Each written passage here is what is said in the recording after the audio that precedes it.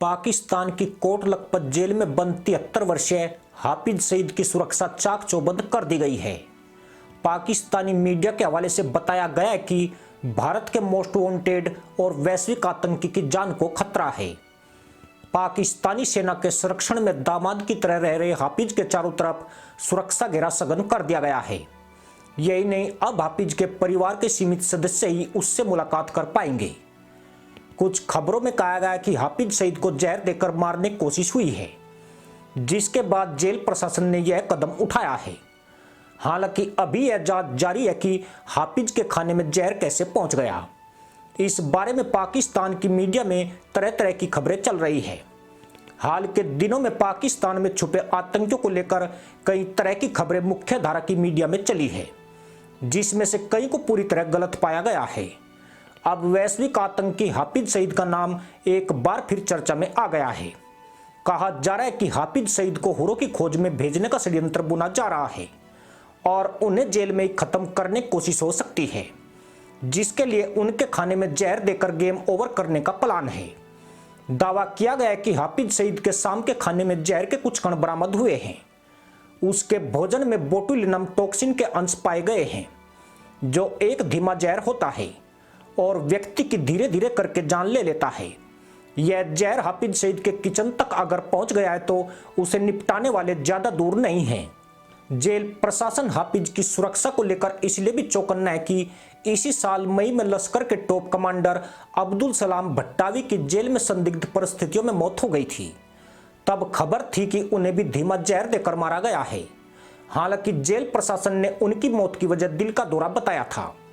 अब हाफिज के खाने में जहर के लक्षण मिलने से जेल प्रशासन में हड़कंप मचा हुआ है। प्रशासन ने सख्त कदम उठाते हुए हाफिज की बैरक की सुरक्षा में तैनात कर्मचारियों और रसोइयों को बदल दिया है। उनकी जगह पर दूसरे कर्मचारियों को तैनात किया गया है। आपको बता दें कि भारत का मोस्ट वांटेड हाफिज सईद साल 2020 से ही कोट लखपत जेल में सजा काट रहा है। इसे सेंट्रल जेल लाहौर भी कहा जाता है। हाफिज को टेरर फंडिंग के 5 मामलों में कुल 42 साल की सजा सुनाई गई है। वह साल 2019 से ही पुलिस की हिरासत में है। अमेरिका ने भी उस पर 1 करोड़ अमेरिकी डॉलर का इनाम रखा है। पाकिस्तान में लगातार हो रहे आतंकियों के खात्मे से पाक सेना और आईएसआई की भी नींद उड़ी हुई है। इसी साल 6 मई को पाकिस्तान के लाहौर में गुमनाम कातिलों ने खालिस्तान कमांडो फोर्स के चीफ परमजीत सिंह पंजवार का खेल खत्म कर दिया था। खालिस्तानी आतंकी लंबे समय से पाकिस्तान में छिपा बैठा था। इसके अलावा बशीर पीर, अबू कश्मीरी, सैयद खालिद रजा, सैयद नूर, जौहर मिस्त्री जैसे कई आतंकी रहस्यमय परिस्थितियों में मारे गए हैं। खास बात यह है कि ये सभी आतंकी आईएसआई और पाक सेना के संरक्षण में पाकिस्तान में रह रहे थे, लेकिन बावजूद इसके अज्ञात हमलावरों ने इनका गेम बजा दिया। हाफिज सईद की तलाश सिर्फ भारत को ही नहीं है, अमेरिका और इजराइल भी उसके पीछे पड़े हुए हैं। भारत ने पाकिस्तान से हाफिज को उसे सौंपने के लिए कहा था, लेकिन दोनों देशों के बीच कोई प्रत्यार्पण संधि नहीं है।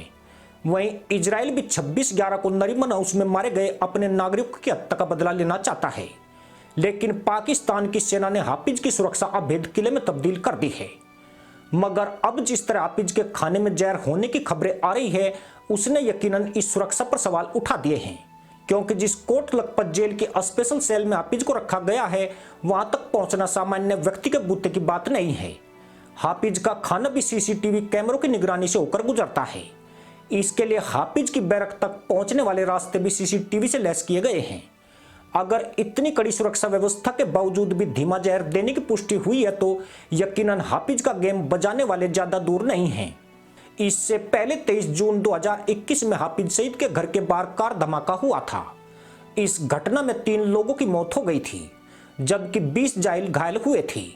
पाकिस्तान ने इस हमले का आरोप भारत के डॉन बबलू श्रीवास्तव पर लगाया था।